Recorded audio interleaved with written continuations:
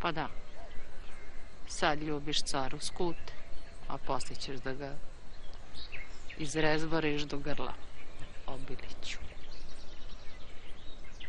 To nije tačno. Šta nije tačno? To za Obilića nije tačno. Ni za sultana. Pa šta hoćeš da kažeš da su me pogrešno učili u školi? Pa pogrešno su te učili u školi. Pa sad ja decu učim pogrešno. Ne prebacujem ja tebi. Nisi znala, ne znaš ni sad. Šta nisam znala? To sa sultanom. Od Učkura do Bijelog grla. Baš je sultan vezivao Učkura. Dobro. To je narodno predanje. To je u redu. Slab i siromašan, nema oružja do lukavstva. I samo u njega veruje. Zato je pesnik i smislio priču o prevari. I da se izrazi moderno atentatu na cara.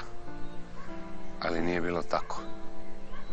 Nije bilo prelaska na osmansku stranu, nije bilo Obilićeve predaje, niti ubistva dok me ljubio odeću.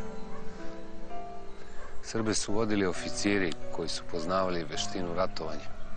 Pisali su, govorili grčki, služili se latinskim, mnogi i turskim jezikom. Pred bitku sa Osmanlijama izabran je grupisani juriš konjice. Na način kako to izveo Aleksandar Makedonski u bitkama kod Isa i Gaugamele. Konjica juriša na jednu tačku, tamo gde se vidi carev steg ili zastave njegove garde. I juriša se iz sve snage, bez straha o smrti i sa verom u pobedu. Zamisli, nekoliko hiljada tona živog mesa galopira u jednu tačku u protivničkom zidu. U bici koju spominješ, juriš je predvodio Miloš Obilić. Sultan je poginuo u borbi, nije ubijen na prevaru. Obilić je bio vitez reda Zmaja. Red je osnovan u 13. a ne u 15. veku, kao što tvrdi Lenja i prepisivačka istorija. Svi Nemanjići su pripadali redu Zmaja, organizaciji za odbranu krsta. Ako nekad baciš pogled na grb Nemanjića, vidjet ćeš Zmaja koji se obavio oko štita sa belim orlovima. Zmaj je simbol božanskog jer predstavlja spoj zemlje i neba, zmiju i pticu.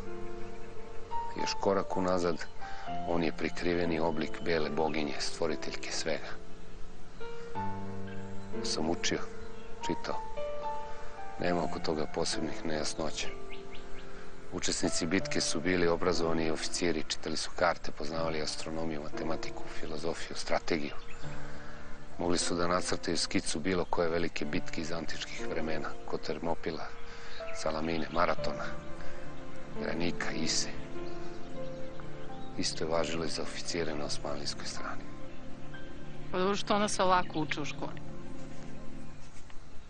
Ne znam.